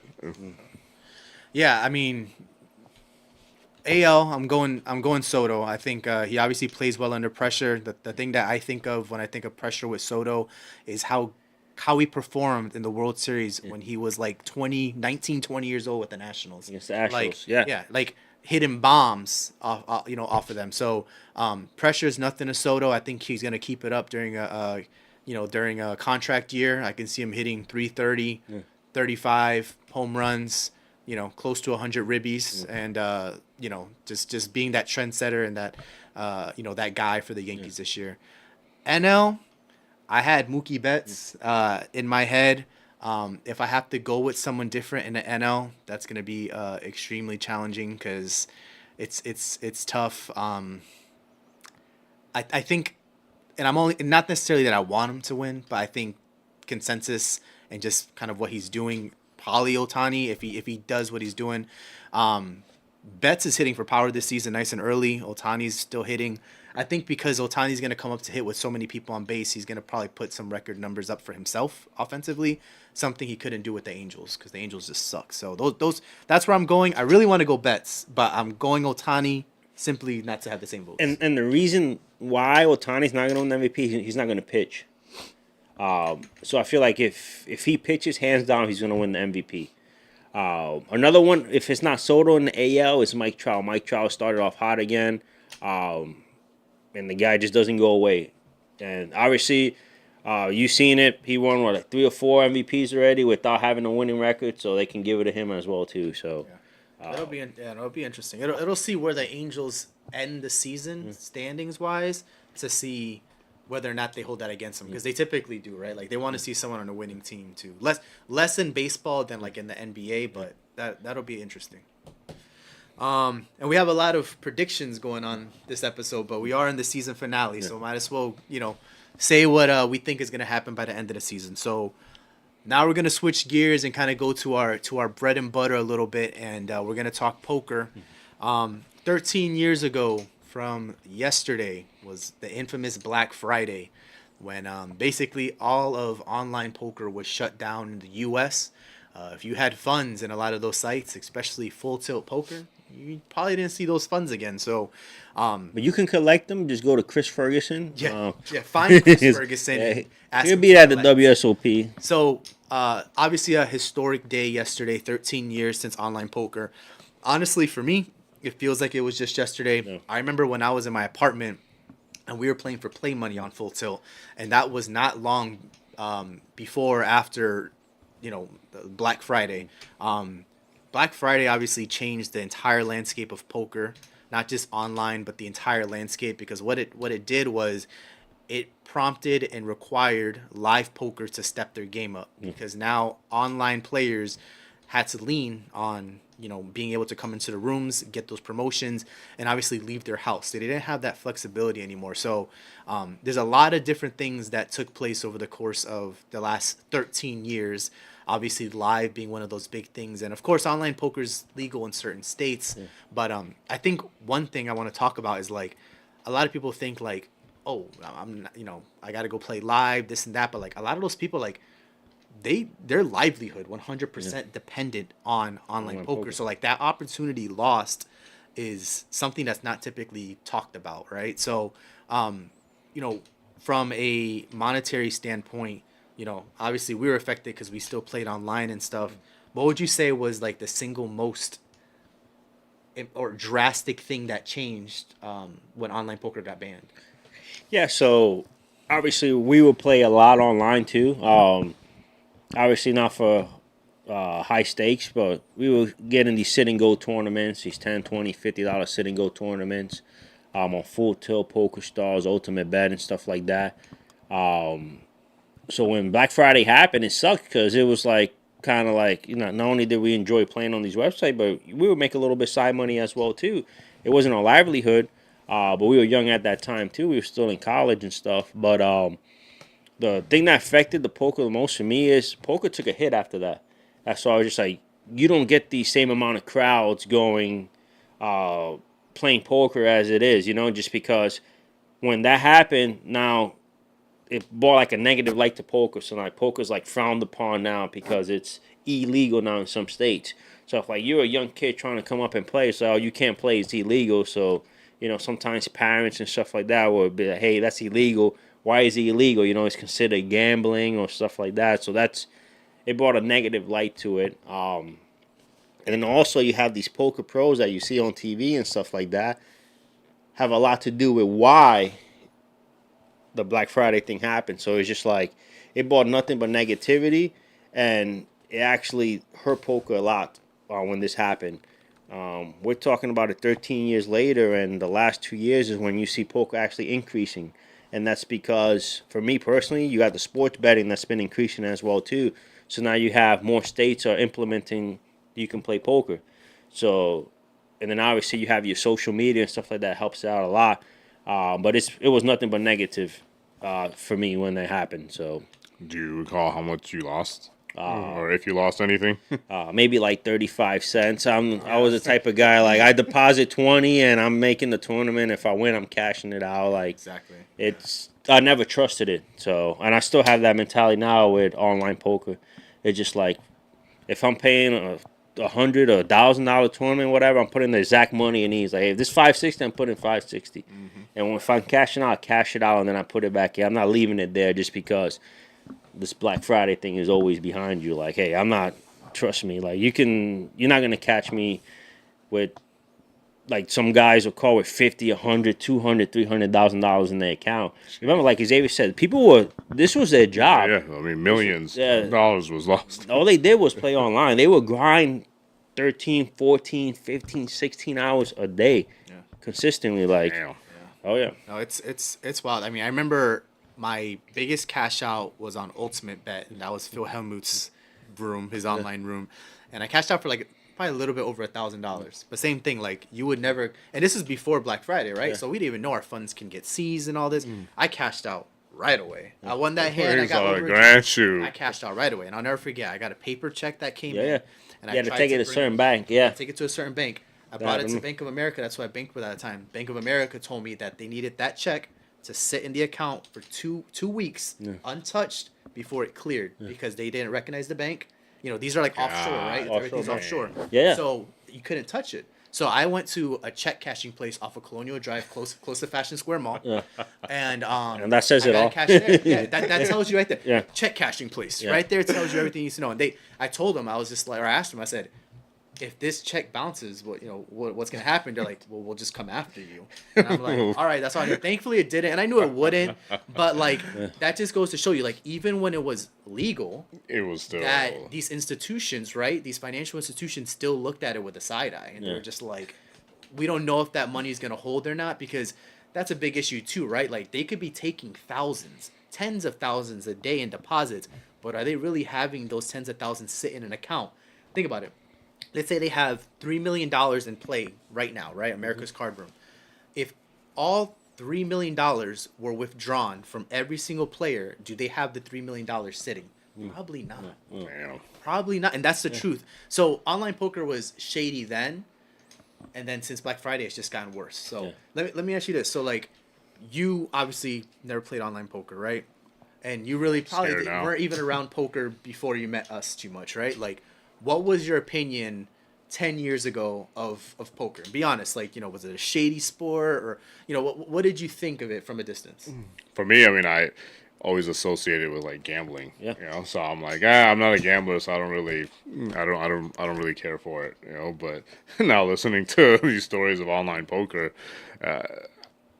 of course, it's not a shady sport, but yeah, just listening to you having to wait 2 weeks for a check to clear. Check cashing place. Right there. Was there a fee? Did they give Yeah, I paid like a 10% fee. Yeah. Those guys, they get their money's worth to put themselves out there, right? So if they're saying, hey, we're gonna put ourselves out there and cash this check, they take their money. But at the end of the day, I mean, got my money, right? It is what it is. But it's no joke. I mean, it's no joke. And I mean, I didn't really have any opinions on poker before Gufu introduced me and Diego. Like, I didn't really have any opinions. I just said, oh, you can make money doing this? It's a Friday night, let's drink, let's do it. It wasn't until we're watching Poker After Dark and you start to see how much money can be involved, that you're just like, okay. But once Black Friday came, and for lack of a better term, no pun intended, like it was a dark day.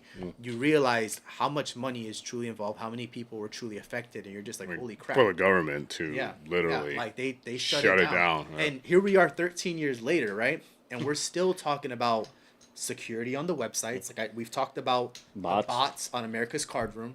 We're talking about the way to deposit and get your money back. Like, there's still bank institutions, even in legal states, where you can't use your credit card because it's viewed as a gambling institution. So a lot of these sites now, the easiest way is Bitcoin. You have to do crypto. So that is the easiest way for a lot of these sites in order for you to be able to play on them. So it just kind of goes to show, like, when it comes to online poker, we have not advanced the sport in the past 13 years. And that's crazy, because poker took a hit and it's finally getting back to where we want it to be, but we have not advanced from an online perspective. And with all the technology we have, that's kind of embarrassing. Yeah, but along with that technology, like you said it, bots and multi-account.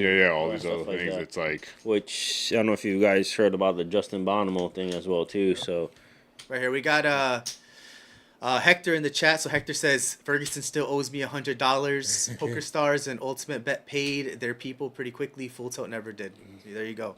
But there's people that lost money on all sites. You know what I mean? Like, if the money was seized, the money was seized. Like we know people that lost money on all sites. I know Goo lost money on Poker Stars. He never saw some of that money back. So, it's tough. It's tough. And I'll be honest with you, if now, like, obviously we're older, so we're better financially set. If online poker was like it was 13 years ago, where we are now, I'll be on it 24/7, just because you're playing these tournaments with good payouts, and it's just like you don't have to go nowhere. But same thing, the shady stuff. But you have a $10 sitting goes, 45 people. You play that first place, get two and some change, 300, and it's just like, you lose that, you jump into another $10 one. Same thing, $20-$40. It's just, it for me, it would have been great if it was still available now, but it's not. So you have to play on ACR, these other card rooms and stuff like that. I know Full Tilt shady Poker Stars, but they threw the best tournaments. So I still think about that to this day, about how financially, right, we're in so much of a better place than we were when we were in our early 20s. And we still can't play online poker. It's like we got adult money now. and we still can't play online poker. We're playing Club GG. We got AI. We got artificial intelligence. I think about that. I think about that all the time, and maybe it's a better thing, right? And even now, like I haven't played as much live as I nearly would love the last 2 years, and that's definitely going to change here within this year. But it's like I think to myself, I got adult money, and I'm not playing as much as I could. We played so much more back then. We were at the casino or the card room every week. You know what I mean? So it is what it is. I mean, it does blow my mind that 13 years later, online poker is not legal, and we are still in a position where we have not advanced, the game of poker online. But hopefully, here in the next couple of years, as WSOP continues to grow, we get to that. And I think poker is growing, but it's growing a lot more overseas than it is in the U.S. And the reason is they don't have no boundaries out there. Like online poker, you can play casinos that they don't have these strict rules like we have here. Because if you go to WSOP, Xavier can tell you too, Hector as well too, that he went. That's a lot of Europeans, a lot of Brazilians, a lot of people from overseas. Like you sit at the table, and say there's 8, 9 people at the table, maybe 3 or 4 don't speak English. So it's just like, and we're talking about the whole room. So it's just like it's growing, but it's also more overseas as well too, which is good for the game as well too, because then you have these tournaments in Asia, these tournaments in Europe, and now they're doing tournaments in Canada as well too. So it's just like it's growing. Just the U.S. is still falling behind. It's still behind, personally. I remember, I mean, in the tournaments you see a lot of international players, but I'll never forget. I took my biggest shot playing 5-10 at the Bellagio. Played there for like 12 hours, and playing 5-10, and literally 5 of the 9 people at my table were European pros. Yeah. Like, and that's the thing. It's not just European. I mean, pros. I mean, these are pros. So it was cool to be able to come back and be like, hey, I played that long in a bigger game with some of the probably some really really really really good cash players, but that just kind of goes to show, like he said, like it's growing probably more abroad than it is here. But when it comes summertime, where do they come? They all come to Vegas, right? So To chase the bracelets. chase the bracelets. Speaking of bracelets, we may not offer one for the Snap Call Poker League, but we had our first tournament for the Snap Call Poker League, not this past Saturday, but the Saturday before. So quick rundown of the results. Hector, link spree in the YouTube chat. Are you Hector on GG Club GG? Hector took first place, so he took the first place points. I took second place, and Bobby, our buddy Bobby, who plays no poker at all, but he always comes through and plays poker with us, has some drinks and has a good time. Bobby took third place. So we had a blast as usual. We got just under 20 people. We had about 4 or 5 people that couldn't make it, but we typically get about 20 people come to these tournaments. This year we're doing a league where a portion of the pot goes to a fund that first place will receive at the end of the season, and we'll get a buy-in into a tournament at either our local card room, which is either Orange City, Daytona, or at the Hard Rock Tampa. So they'll get a nice little buy-in into a tournament with a nice little guarantee, and it's cool. It's almost like a sense of like we're competitive, but it's almost like a sense of like we're giving back too. Yeah. Because there might be someone that takes this tournament down or the series down that doesn't play poker for the life, for the life of it, but they may be getting bought into a 100K guarantee at the end of the day, which would be a really really cool opportunity. So, I guess just kind of touching base on the tournament and our overall goal. I mean, Ice, being someone that plays tournaments, plays cash, what were your takes from the tournaments, and kind of give them an idea of like what type of players are we having come over? Yeah, so the tournament is good. House tournament. You invite some friends. You meet some new friends as well too. It was good. Obviously, there's some stuff that we can improve. Like pace of play has to be a little faster. But as far as just like the tournament, it's good. Obviously you got guys that don't know how to play, so sometimes you question their moves. But sometimes they get lucky. Like me, I know how to play, and I just couldn't hit against a guy that didn't know how to play. Yeah, you live to your name. So yeah, so it's just like, but it was fun, You finished what place? 7th, I think, 7th or 6th, right? 6th or 7th. 6th or 7th. Yeah. But 6th or 7th gets points, right? Yeah. Points So are it's just like And I wasn't catching anything. Like, obviously you use your GTO, you have some amount of big blinds, you push when you have a decent hand, and most of the time I was leading, I just lost the flips, just like every tournament goes. But it was fun. What I noticed too is we have guys that were playing that didn't know how to play like maybe a few months ago. They played a few times with us already, and they starting to get a lot better. Vic got a lot better. Vic's, I enjoy watching Vic Yeah. play, man. I do. Vic got a lot better. Even Moises got a lot better too. A lot of people got better. So it's just like, well, I feel like we need to incorporate more. It's like the pace of speed, like to speed it up. Just because sometimes, like when we're dealing, you're looking at them and then they act instead of just like automatic. Like, hey, it's my turn to act. Let me to speed up the game. But that comes with time as well too. But it's fun, man. Like I enjoyed it a lot. Obviously, a little disappointed I didn't take first place because I'm a sore loser when it comes to stuff like that. But it is what it is. So Fernando, obviously, even though he's on our poker podcast, still learning the game of poker, right? We talked a little bit about like what you feel like you could have done better, right? Whether it was being ready to act when it was your turn, yada yada. What do you think you did good at the tournament? So I think before I kind of looked at certain hands and seeing what are good hands. Of course, Royal Flush is the best one. So I think remembering some of those hands, because when I got cards, I was like, okay, I have two of the same, or I have something different. This could be something that I could play. Because I think at first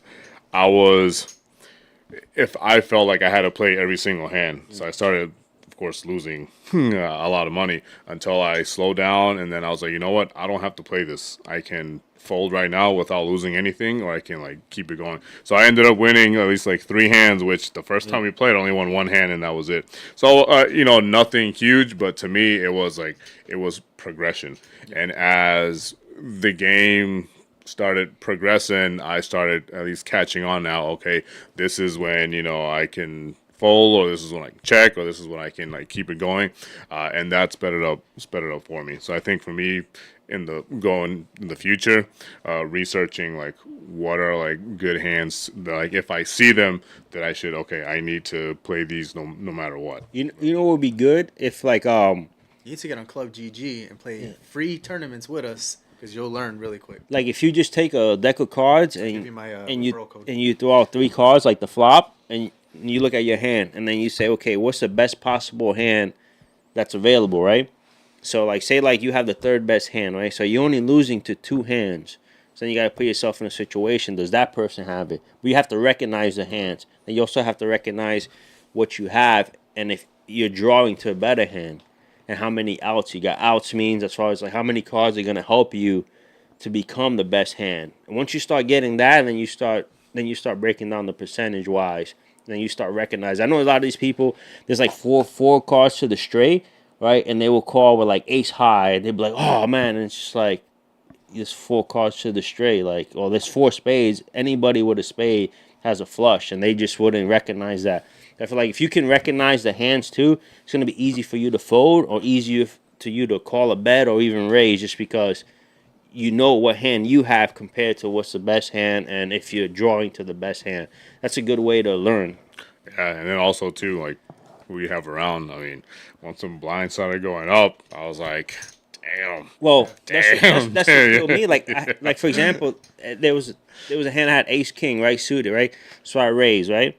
And then the flop I whiffed, right? So I bet again, And your friend Nick kept calling me down, right? So he called me, and then he showed 8-3. He hit bottom pair, and it's just and I was betting aggressively. It's just but you can't.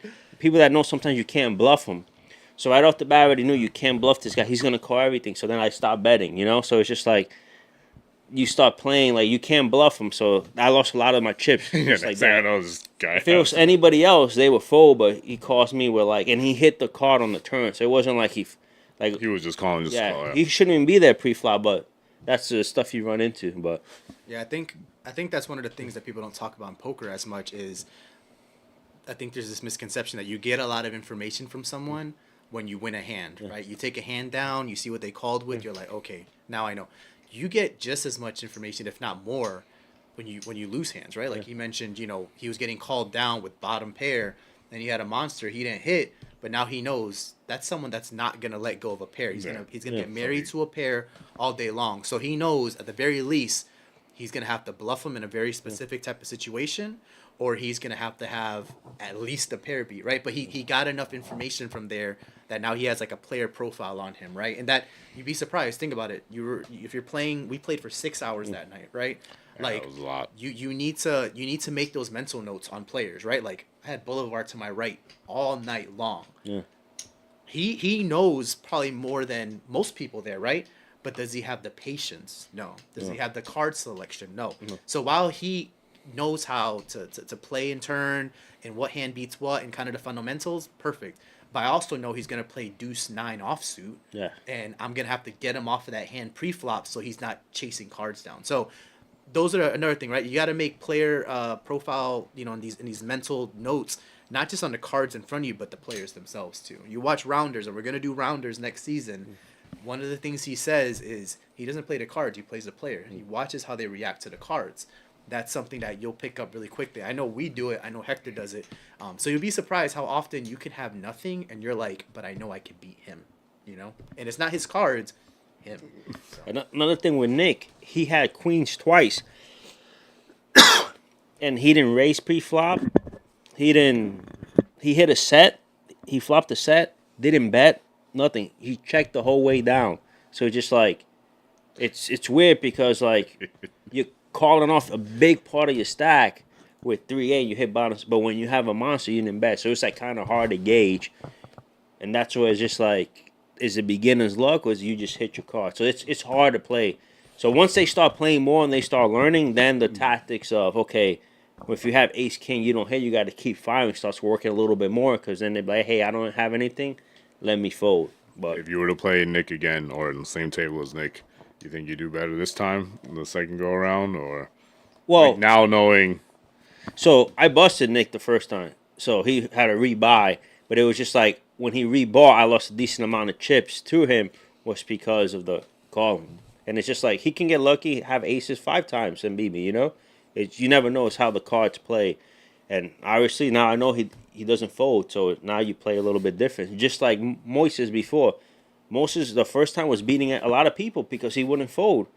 And he would have nothing, but he would hit. And these guys are just like, What the hell? yeah, how you call me down? But you just got to play. It's harder to play guys that don't know how to play because you don't know what they're capable of, Yeah,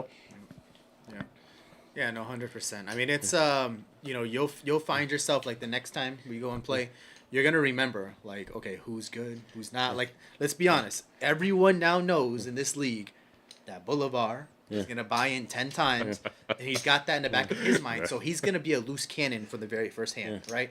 So he's gonna play any 2 cards like aces. So if he's at your table next time, you have that profile on him, right? So, you can play him blind, right? You don't have to necessarily look at your cards to know what type of player he is.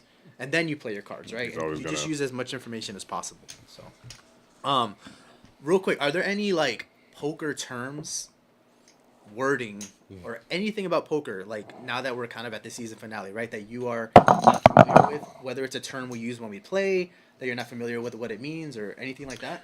Well, I know like throughout the season, whenever we're like thinking of memes and stuff like that, I would try to think of like certain scenarios, and I think I googled, what's a beginner, like what do you call like a novice, a beginner player, and some sites said fish, other sites said something else, but I didn't get a concrete like answer until I like asked like you guys what fish is, shark is. Did I feel like a fish? Yeah, during that, but I didn't think people were sharks when we were playing the game, because like I'll give like kudos to Hector too. He was also like helping me as well when we were playing. I think it helped me a lot when he started. were you guys colluding? No. Fernando? No, I mean like when he was just kind of like calling like the actions. He like you can you can fold or you can do whatever, and that just helped me in the repetition. To then he didn't have to like do it after. I do know what a well is now. Yeah. So like I get the reputation of I'm a bully at the table. Vic says it a lot too, because when I know I have a good hand, I know these guys will call anything.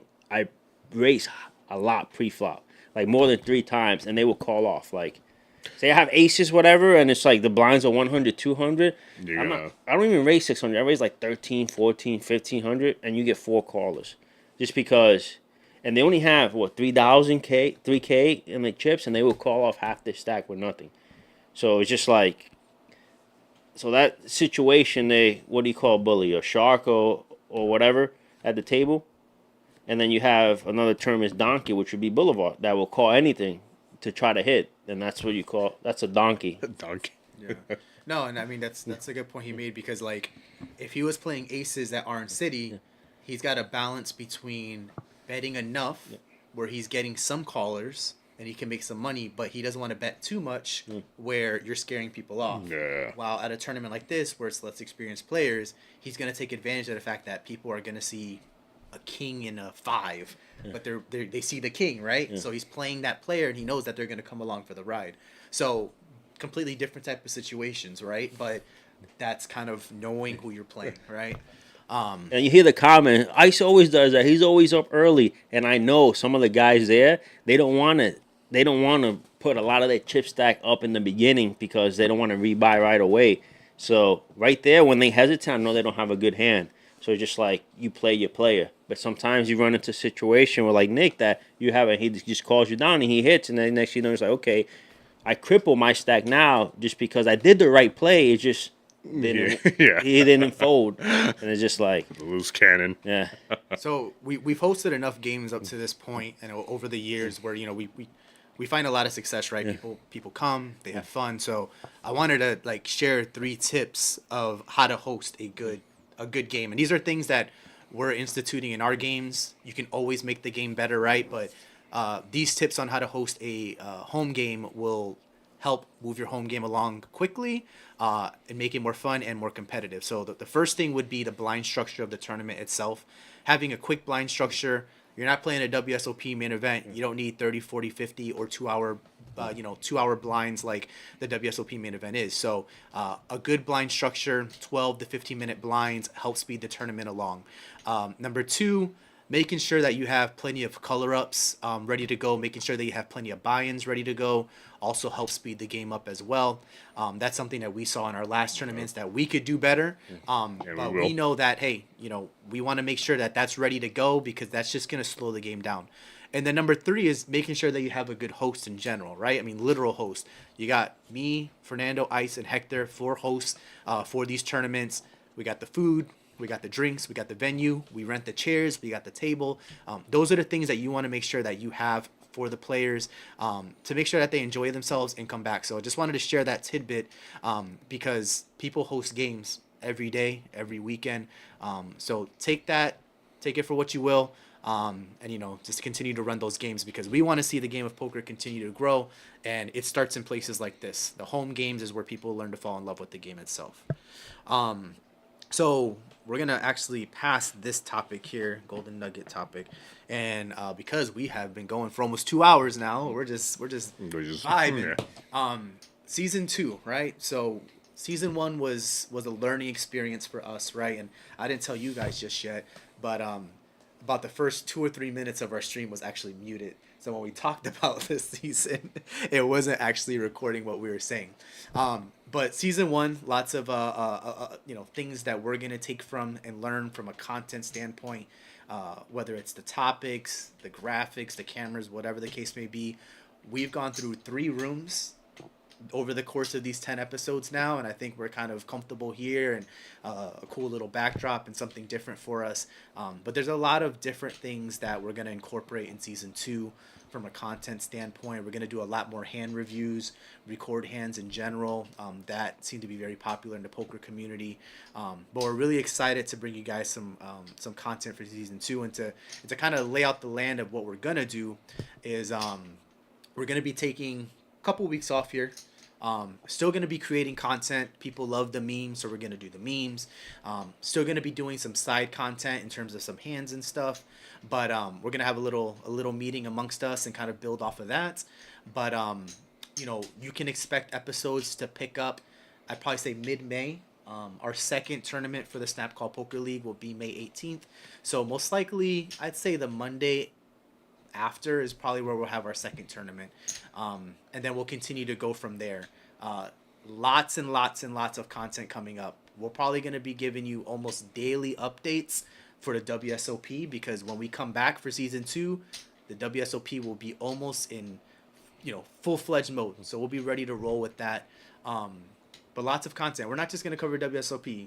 Golden Nugget, Venetian, Extravaganza, Deep Stack Extravaganza, the Win, MGM, you name it. If there's a big tournament going down, we're going to give you that coverage. So really, really excited for season 2. Anything you guys looking forward to kind of, give the audience for season 2? Also say as you were mentioning, 3 different rooms, venues per se, just the evolution of where we were from literally episode 1 to now, and like the quality of like what we're trying to do, how we do it. All of us were in positions that we've never been in before, doing things we've never done before. So at least you'll know that, like, in season 2 we're going to continue to build on the quality of what we're trying to put out there. Yeah, it's definitely a learning experience, episode by episode. Appreciate the support, all you guys, and also for season 2, I'm excited for the WSOP. It's a different vibe when you get on Twitter when WSOP is going on, and we will be providing you a lot of updates and just basically our opinions on tournament structures, who won it, why, and obviously we're gonna get complaints about the WSOP lines are too long, all that stuff. We're gonna bring you the good and the bad as well too. So I'm excited for that. Yeah, poker at its height is during the summer every single year. So it's a perfect time for us to launch season 2.